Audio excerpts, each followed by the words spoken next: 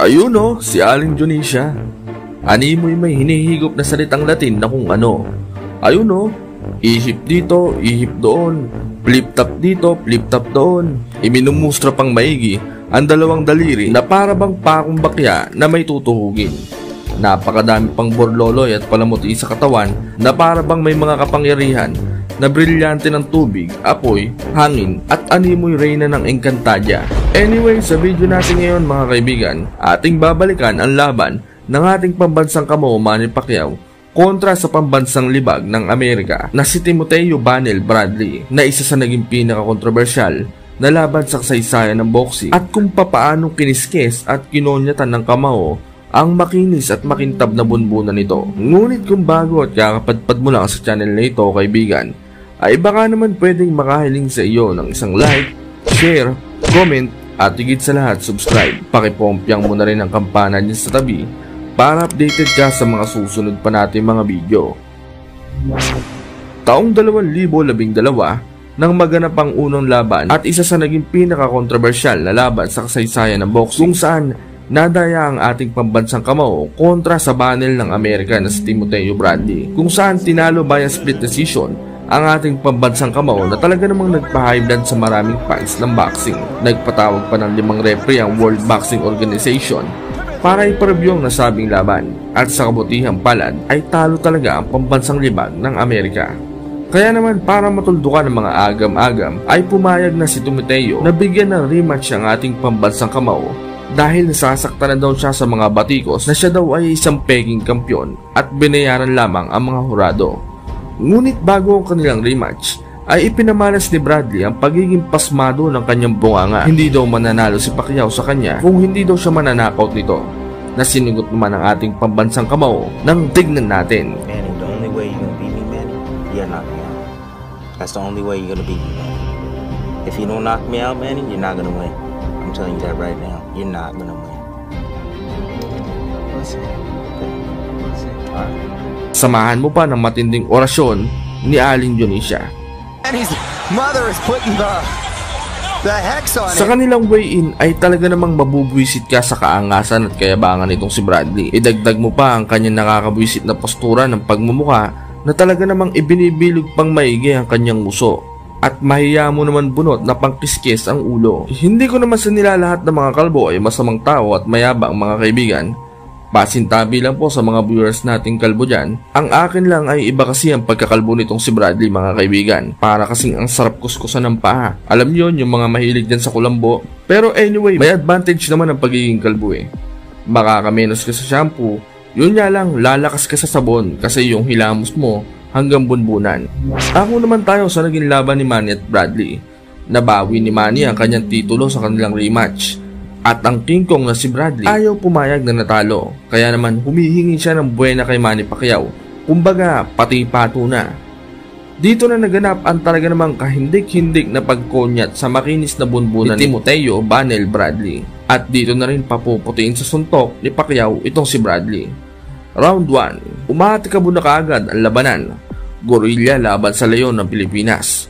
Matindi rin itong si Timoteo mga kaibigan dahil nasasabihan niya ang mga pektos ng ating pambansang kamao. Round 7. Dito na naghihiyawan ng mga madlang people.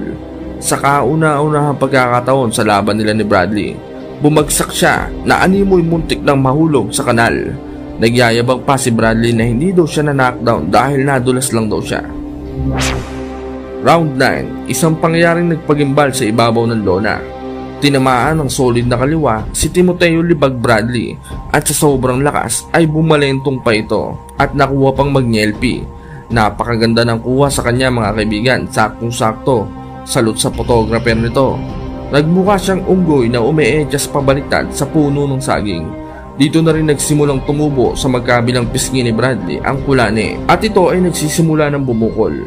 Natapos ang laban nang hindi man lang nakaganti si Bradley sa kanyang pagkakanakaw. At nang ina-announce na ang panalo, ang maangas at mayabang na mukha ni Bradley nung kanilang weigh-in ay nagmistulang puyat na unggoy na may trangkaso. Matanda, uugod-ugod, pagre-retire ng maaga, ipapako sa krus, ilalampaso, gagawing basahan sa sahig, amoy tinapa, T-Rex arms, maliit, animal, gagawing hulmahan ng sagwan, ipapakain sa buwaya, katakot-takot na mura dito, mura doon. Ilan lang yan sa mga insultong talaga namang gasgas na sa ating pandinig. Kontra sa ating pambansang kamao, Manny Pacman Pacquiao, na sinambit ng mga hambog, walang respeto at walang kagalang-galang niya mga naging kalaban. Ngunit dahil nga sa mabait at respetong tao si Boss Manny sa labas ng ring, mga kaibigan, ay puros ngiti at pagpapaliwanag na lamang ang sinasabi nito na kesyo ginagawa lang daw ng kanyang mga kalaban ang mga pantatrash talk na ito upang ipromote lamang ang kanilang magiging laban, upang ito daw ay maging kapanapanabik at tangkilikin ng mga manonood para mas lalong kumita ang kanilang laban, dahil alam naman daw natin na ang boxing ay pera-pera at isang negosyo din lang naman lamang. Sa dami nga po ng mga bastos at mayayabang na halimaw na pinuksa ng ating nag-iisang pambansang kamao, Manny Pacman Pacquiao, mga kaibigan, ay tila sawa na ang mga Pilipinong makarinig ng mga insulto. Kaya naman bilang ganti ay sabay-sabay na sigawan na lamang ng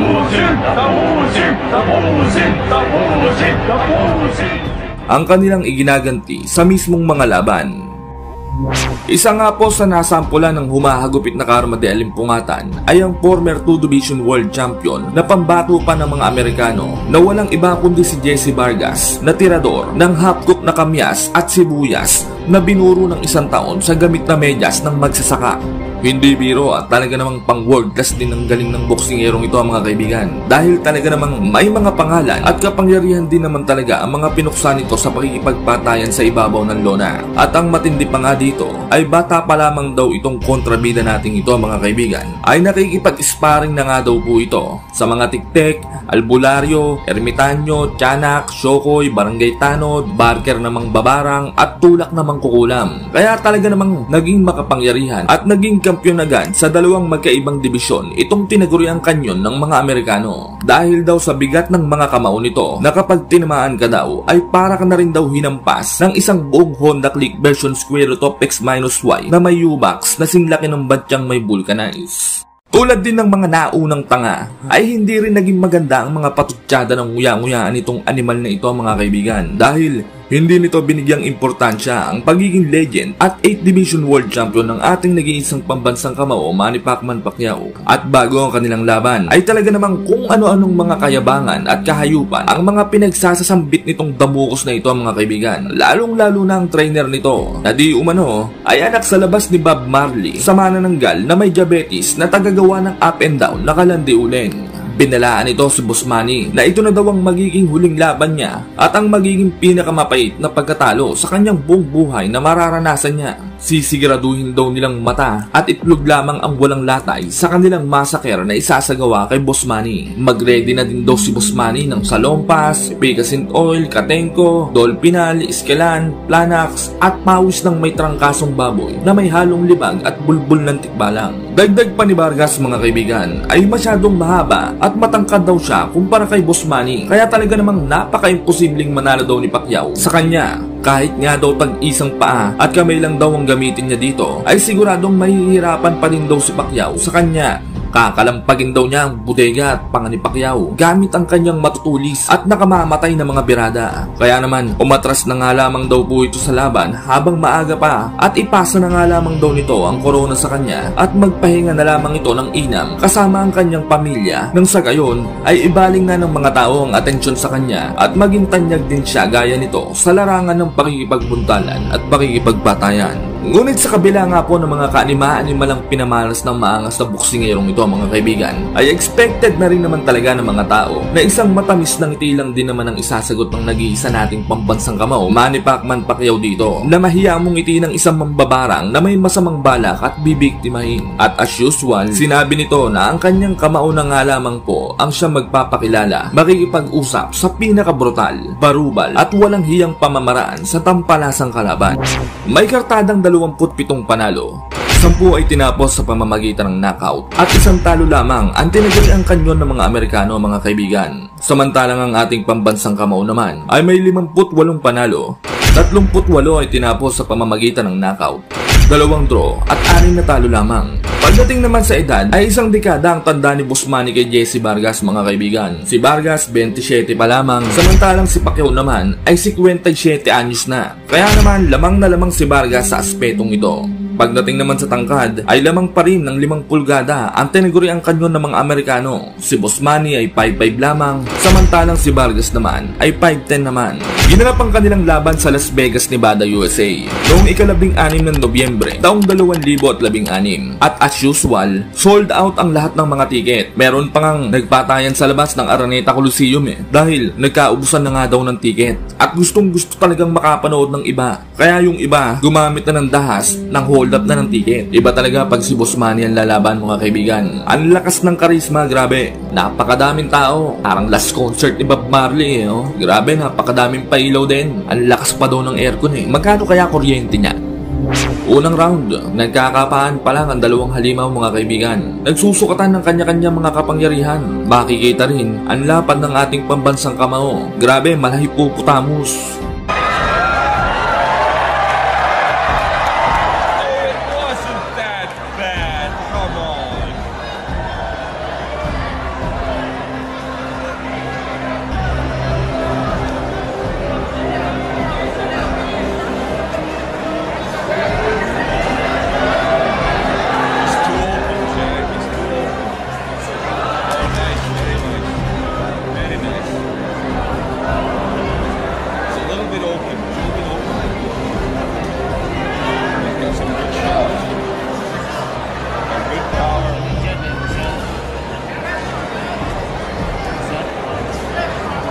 Round 2, grabe ang bilis pa din ni Boss Manny mga kaibigan. Parang hindi 57 Parang 17 anyos lang na nakarobus na may halong Robitussin, Lagundi Plemex at Extra Diyos ng umaga, tanghalian, hapunan ng dating Samantala, bago matapos ang huling segundo, ay kahindik-hindik na suntok ang tumama kay Vargas na mahiya mo hinampas ng didosing poste na may mga pakong bakya. Tinamaan ito ng isang left straight counter punch ang uyang-uyaan dahilan upang ito'y bumagsak at bilangan ng third man in the ring.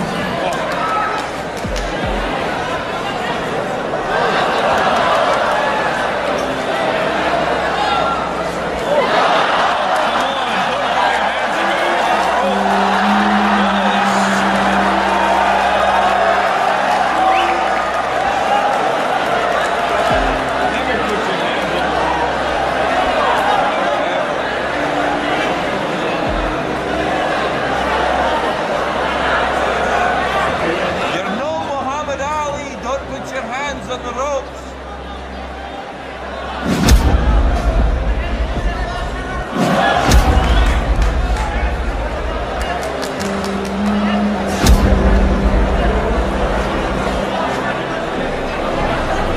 Come on, you Muslim. Live up to your name. You can go for this pretty man. Come on. Throw a punch. Round 3, tila nakadama na ng takot ang tinaguriang kanyon ng mga Amerikano mga kaibigan. Ingat na itong bumato ng mga suntok. Samantala, mapagkakamalang si Vargas ang 57 at si Pacquiao naman ang 27. Dahil sa bilis nga po ni Boss Manny, makikita rin na parang nagcha-cha-cha si Pacquiao dahil sa tindi ng mga footwork nito. Parang si Bugs Bunny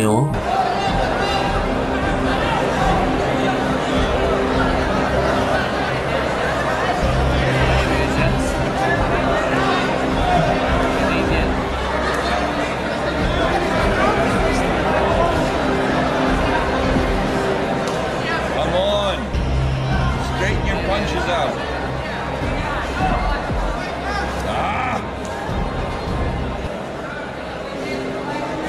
The roundabout way is no good. Punch straight.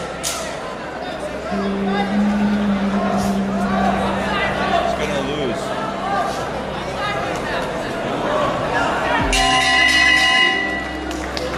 Round 4, walang yamo head movement ni Pacquiao. Mahiya mo kobrang palong-palo napakatineng. Samantalang si Vargas naman ay tamang abang lang ng counter na mahiya mo hold upper si Ermita na may schedule pa ang pang-hold up.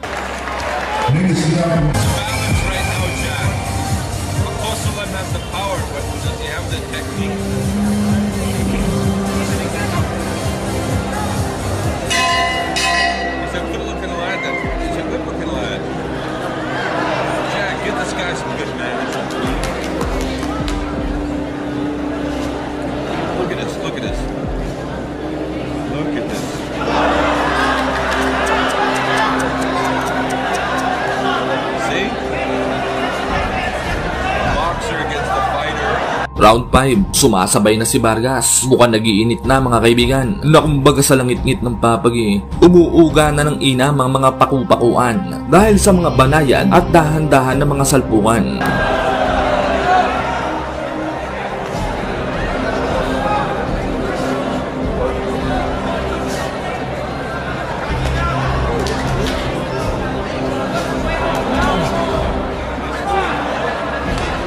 That's it, you got the power. Come on.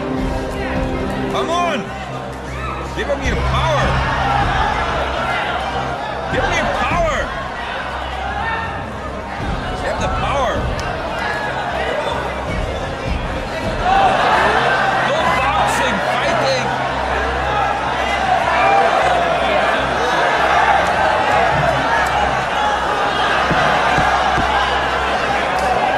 Round 6, bago-bago pa lamang pinagpapawisan si Boss Manny mga kaibigan. Na ang ibig sabihin ay mag-uumpisa pa lamang ang tunay na laban. Samantala, grabe talaga kung bumuka ka itong si Vargas. Parang pala kang magpapa-crossbreed lang sa tambay ng biglaran na bayaw kayo.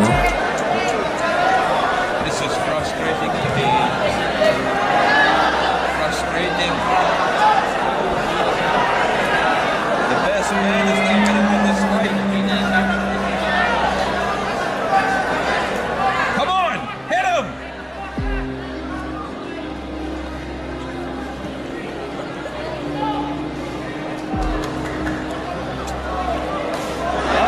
Round 7, pasundot-sundot lamang si Boss Manny na mahiya mo nagsasawsaw-suka lang sa patiseo. Samantala, bahagyang nakikipagsabayan na itong si Vargas na tila may halong takot dahil hindi ito makatagal ng sabayan kay Boss Manny.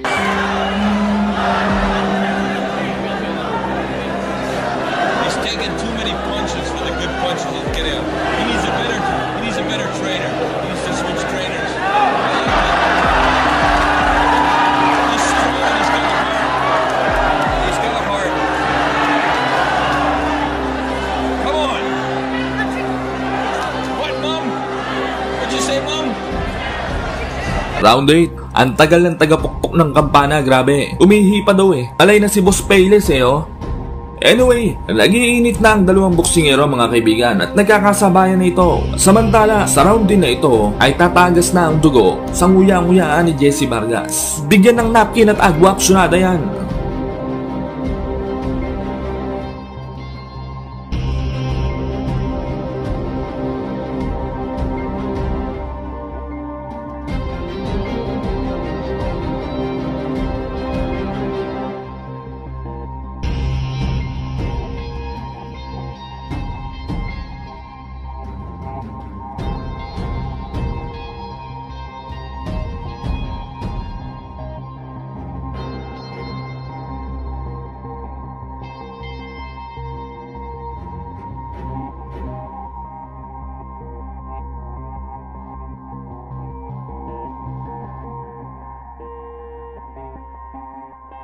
Round 9, tinutubuan na ng goiter na may kakambal na kulanes sa ilalim ng mata si Vargas. Napapaisip na din ito kung talaga bang 57 na si Boss Manny. Napakabilis daw eh.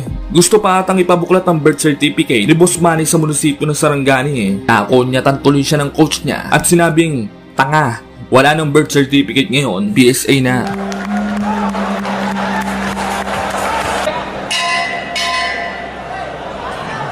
Oh, bullshit. Come on, Hucko Salami's ready for you. You gotta land the punch, baby.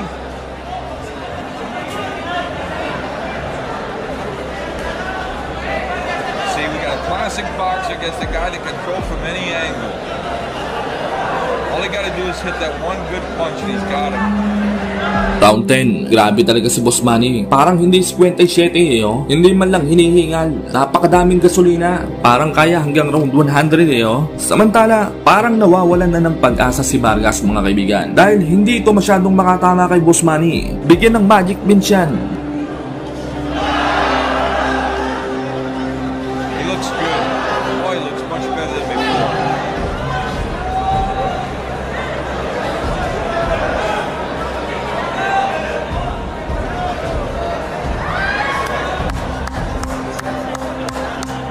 Good boxing.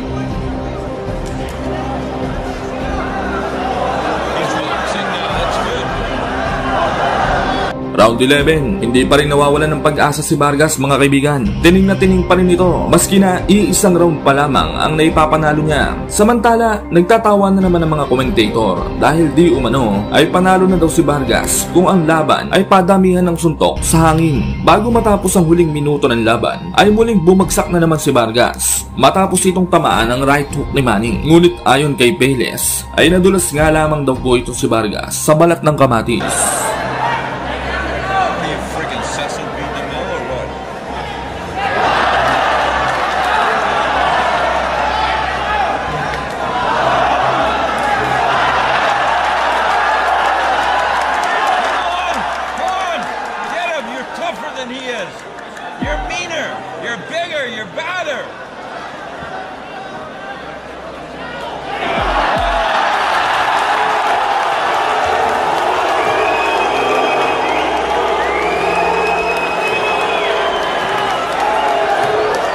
Final round, fresh na fresh pa rin si Boss Manny mga kaibigan. Ano kayang skincare niya? Siguro alagang Vicky Belo, Dr. Tan, Dr. Ong, Dr. Galayan at 10 albularyo siguro yan. Parang hindi napapagod oh. Anyway, sa round din na ito ay dito na ipapamukha ni Manny sa kanyang kalaban ang kasabihang walang maliit na nakakapuwing. Dito na rin ipapalamon ni Boss Manny ang lahat ng pangtatrash talk ng kampo ni Jesse The Canyon Vargas.